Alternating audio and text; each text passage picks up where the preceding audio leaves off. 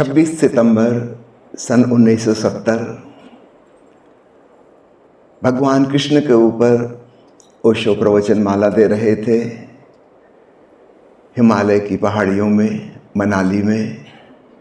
और उस समय उन्हें भाव हुआ कि भगवान कृष्ण ने जैसा संन्यास चाहा था वैसा संन्यास लोगों को दिया जाए, लोगों को परिचित कराया जाए, क्योंकि वैसा संन्यास कभी हुआ नहीं। हैरानी की बात है, करोड़ों लोग गीता पढ़ते हैं, कंठस्थ भी कर लेते हैं, लेकिन जिस संन्यास कर्मयोग की चर्चा भगवान कृष्ण ने की उसका पालन कभी हुआ नहीं। बड़े आश्चर्य की बात है। ऐसा लगता है कि हम सब लोग अर्जुनवादी हैं, कृष्णवादी नहीं हैं। अर्जुन जो कह रहा था कि मैं छोड़ के चला जाऊं, लड़ाई झगड़े से क्या फायदा है, मैं युद्ध नहीं लड़ूंगा, मुझे नहीं चाहिए राज्य, इससे तो अच्छा जंगल में जाके तपस्या करूंगा, एकांत में रहूंगा। भगवान कृष्ण ने मना किया कि कर्म का त्याग संन्यास नहीं है, बहुत स्पष्ट। कर्म त्याग संन्यास नहीं है। भगवान कृष्ण कहते हैं कर्म फल की आकांक्षा का त्याग संन्यास है। इससे ज्यादा साफ सुथरी बात क्या होगी। अर्जुन कह रहा है मैं कर्म क्षेत्र से भाग जाऊं। वह क्षत्रिय है, योद्धा है, सैनिक है, राजा है, राज्य के लिए लड़ना उसका कर्तव्य है। वो कह रहा है मैं छोड़ के चला। और भगवान कृष्ण समझा रहे हैं कि नहीं, यह पलायनवाद, यह भगोड़ापन है। कर्म का त्याग संन्यास नहीं है।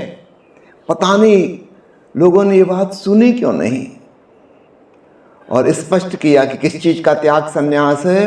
कर्म फल की जो आकांक्षा है उसका त्याग।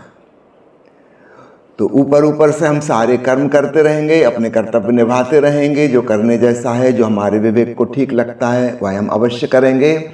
हाँ, भीतर भीतर एक चीज छूट जाएगी, वो है फलाकांक्षा, फलासक्ति। हमारा ये आग्रह नहीं होगा कि मैं जो चाह रहा हूं वैसा ही हो। दोनों में बड़ा फर्क हो गया। ऊपर ऊपर से अगर कोई कर्म छोड़ दे, अपनी दुकान छोड़ दे, फैक्ट्री छोड़ दे, खेत खलियान छोड़ दे, घर परिवार छोड़ दे, जंगल में चला जाए, सबको दिखाई देता है कि अरे ये तो सन्यासी हो गया। भगवान कृष्ण इसको सन्यास कहते ही नहीं। ऐसा तो उन्होंने खुद कभी नहीं किया। भीतर जो आकांक्षा है फल प्राप्ति की, उसका त्याग, ये बाहर से तो दिखाई नहीं देगा, ये तो भीतर भीतर की बात है। तो भगवान कृष्ण स्पष्ट करते हैं फलासक्ति रहित कर्म करना संन्यास है। लेकिन ऐसा संन्यास कभी फलित नहीं हुआ। तो जब भगवान कृष्ण के ऊपर ओशो प्रवचन माला दे रहे थे, उस किताब का नाम है कृष्ण स्मृति। ओशो को भाव आया और उन्होंने कहा कि मैं चाहता हूं कि कुछ मित्र जिन्हें यह बात समझ में आ रही है वे नव संन्यास में दीक्षित हों। और करीब 12 मित्रों ने उस समय नव संन्यास की दीक्षा ग्रहण की। 26 सितंबर 1970, 56 साल हो गए। और तब से कई करोड़ लोग ओशो के नव संन्यास में दीक्षित हुए। यह पुराने संन्यास से, जिसको हम समझते हैं सन्यासी, उससे बिल्कुल अलग है। इसमें ना त्याग है, ना तपस्या है, ना पलायन है। हमें अपने कर्म करना है, अपने उत्तरदायित्व निभाना है, बल्कि और भी ज्यादा प्रेम से निभाना है, बहुत ज्यादा होशपूर्वक जीना है। और जैसा कि माँ प्रिया ने कहा, भीतर का वह आत्मा का संगीत बचाते हुए कहीं वह न खो जाए। वह खोता है बहिर्मुखी होने पर। तो अंतर्मुखी होते रहें, बारंबार प्रतिदिन अंतर यात्रा करते रहें, ध्यान में डूबते रहें। तब हम वास्तव में ओशो के सन्यासी हुए। तब हम वास्तव में भगवान कृष्ण ने जो उपदेश दिया था हमने उसका पालन किया। बाहर के लोग तो मजाक उड़ाएंगे, वे कहेंगे कैसे सन्यासी, घर गृहस्थी में रहते हो, धन पैसा कमाते हो, कैसे सन्यासी। उन्हें पता ही नहीं है कि वे जिसको सन्यासी समझ रहे हैं, भगवान कृष्ण तो उस आइडिया को रिजेक्ट कर चुके हैं कब का, 5000 साल पहले, और अभी तक दुनिया को उसकी खबर नहीं मिली। असली सन्यासी वो है जिसके भीतर से फलाकांक्षा छूट गई। अब उसके मन में कोई जिद नहीं है कि ऐसा हो कि ऐसा ना हो। अब वह राजी है, परमात्मा जो कर रहा है, अस्तित्व में जो हो रहा है, मैं उससे राजी हूँ। और जो व्यक्ति राजी हो गया, स्वीकार भाव में आ गया, भगवान बुद्ध उसे तथाता भाव कहते हैं, उसके जीवन से सारी कलुषताएं विदा हो जाती हैं। वो जो अस्तित्व के साथ एक संघर्ष चल रहा था, एक लड़ाई जैसी छिड़ी हुई थी, हम चाह रहे थे ऐसा हो या ऐसा ना हो, दोनों हालत में हम परमात्मा के साथ संघर्ष कर रहे थे। सन्यासी वो है जो अब प्रभु की मर्जी में समर्पित हो गया। ये है असली समर्पण। जो हो मुझे खुशी खुशी स्वीकार है, मैं उसका आनंद लूँगा, जो भी हो। हमने अपनी तरफ से जिद छोड़ दी, अच्छा बुरा की परिभाषा छोड़ दी, होना चाहिए कि नहीं होना चाहिए, ये वृत्ति हमारी समाप्त हुई। जो है, जो हुआ, जो होगा, हम उससे पूरी तरह राजी हैं, हमारा कोई विरोध नहीं। तब हम सन्यासी हुए। तो ये बड़े भीतर भीतर की बात है, ऊपर से तो किसी को पता भी ना चलेगा।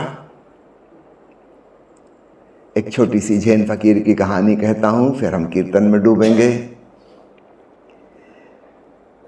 एक युवा साधक एक वृद्ध जैन फकीर के पास अक्सर आता था और कहता था कि मैं भी आपकी तरह शांत होना चाहता हूँ, आप सदा प्रसन्न दिखते हैं, आपको कभी क्रोध नहीं आता, आप किसी से नफरत नहीं करते, काश ऐसा मेरे जीवन में भी हो जाए।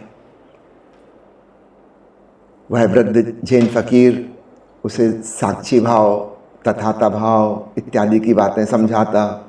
फिर थोड़े दिन बाद वो आके कहता कि नहीं, आप समझाते हैं, आपकी बात तो बहुत अच्छी लगती है, इसलिए मैं बार बार आता हूँ, लेकिन कुछ होता नहीं, मैं तो ज्यों कहते हूँ, मुझे बहुत क्रोध आता है, जरा जरा सी बात में आग बबूला हो जाता हूँ, बहुत लोगों से मेरी शत्रुता है, घृणा हो जाती है, मैं आपके जैसा होना चाहता हूँ। उस दिन उस वृद्ध फकीर ने कहा कि चलो पीछे बगीचे में मेरे साथ, शायद तुम्हें कुछ दिखाऊं, उससे तुम्हें ख्याल आ जाए। पीछे ले गया बगीचे में, वहाँ एक बहुत बड़ा विराट वृक्ष था और एक छोटी सी झाड़ी भी थी। उसने कहा कि पिछले 20 साल से मैं यहाँ रहता हूँ और ये वृक्ष और ये झाड़ी यहाँ पर हैं, और मैंने इनके बीच कभी कोई संवाद नहीं सुना कि झाड़ी ने कहा हो वृक्ष से कि मैं भी तुम्हारे जैसी होनी चाहती हूँ, और ना ही वृक्ष ने झाड़ी से कहा। कोई किसी से तुलना नहीं करता, there is no comparison, no competition. और प्रकृति में इसलिए सब बहुत खुश हैं। गुलाब गुलाब होने में प्रसन्न है, चंपा चंपा होने में प्रसन्न है, गाय गाय होने में खुश है और कुत्ता कुत्ता होने में खुश है। कोई कंपटीशन नहीं है, किसी के जैसे होने की इच्छा नहीं है। यही मैं तुमसे कहता हूं, तुम बार बार मुझसे आके कहते हो कि मैं आपके जैसा होना चाहता हूं। नहीं, किसी के जैसे होना ना चाहो। तुम जैसे हो, असाधारण हो, अद्वितीय हो, अनूठे हो, तुम्हारे जैसा व्यक्ति आज तक ना कभी हुआ है, ना आज है और ना कभी भविष्य में होगा। तुम अपनी अद्वितीयता, अपनी यूनिकनेस को रिकॉग्नाइज करो, सेल्फ रिस्पेक्ट से भरो।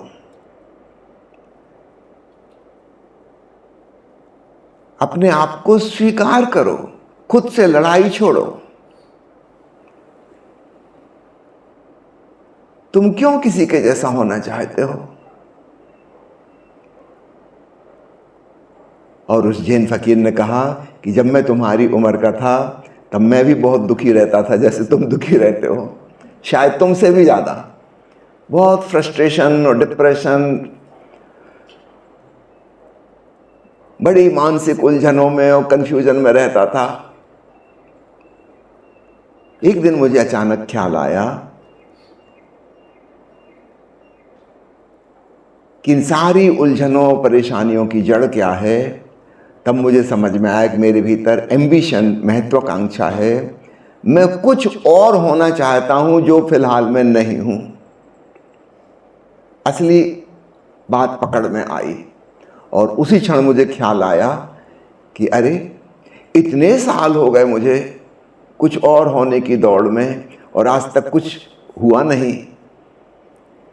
क्या ऐसा नहीं हो सकता कुछ सेकंड के लिए मैंने सोचा कि कुछ सेकंड के लिए मैं अपने आप को स्वीकार कर लूंगी, जैसा हूं ठीक हूं, मुझे कुछ और होना नहीं, मुझे कहीं पहुंचना नहीं, मुझे कुछ बनना नहीं, फिर देखूं क्या होता है। तो मैंने 5 सेकंड का प्रयोग किया और उस 5 सेकंड में ऐसी शांति फलित हुई,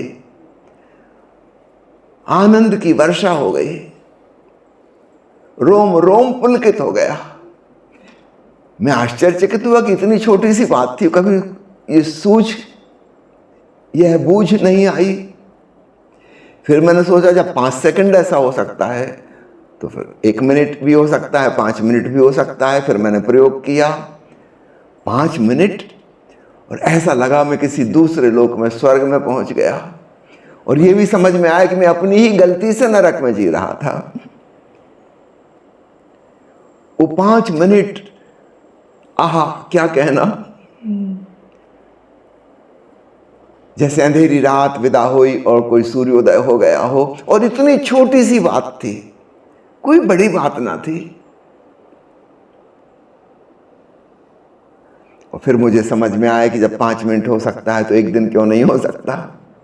सूत्र तो वही है, फार्मूला तो वही है। फिर से मैंने नियम बना लिया। उस फकीर का नाम था बोकुजू।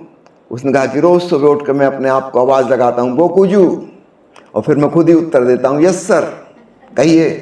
मैं कहता हूं बोकुजू क्या इरादा है, आज खुश रहना है कि नहीं, और मैं खुद ही उत्तर देता हूं कि जरूर सर, खुश रहना है, खुश रहना है। तो फिर मैं याद दिलाता हूं बोकुजू याद रखना, कुछ और होने के चक्कर में मत पड़ना, तुम जो हो बस उसका मजा लो। और फिर मैं अपने आप से कहता हूं यस सर, यस सर। रोज सुबह उठ के ये नियम बन गया। यही मेरी प्रार्थना है। कोई ईश्वर को याद नहीं करता, बस अपने आप को स्मरण दिला देता हूं। और आश्चर्य की बात है, कितने बरस बीत गए, तब से लेके आज तक मैं परम आनंद में जी रहा हूं। कहाँ गया वो दुख, कहाँ गई वो परेशानियां, वो उलझने, सब ऐसे विदा हो गए जैसे कोई सपना टूट गया हो।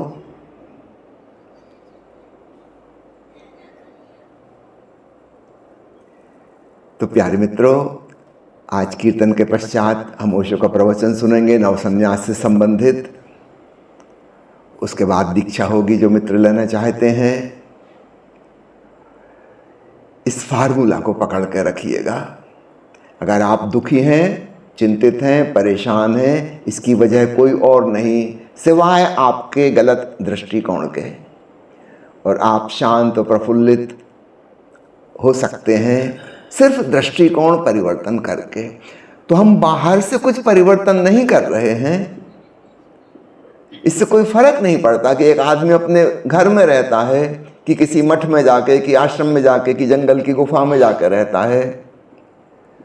असली बात है उसकी मन स्थिति बदलती है कि नहीं। परिस्थिति बदलने से क्या होगा। एक गुस्सैल आदमी गुफा में जाके भी गुस्सैल रहेगा। एक घृणा करने वाला व्यक्ति जहां रहेगा वहीं घृणा फैलाएगा। उसकी प्रकृति तो उसके भीतर है।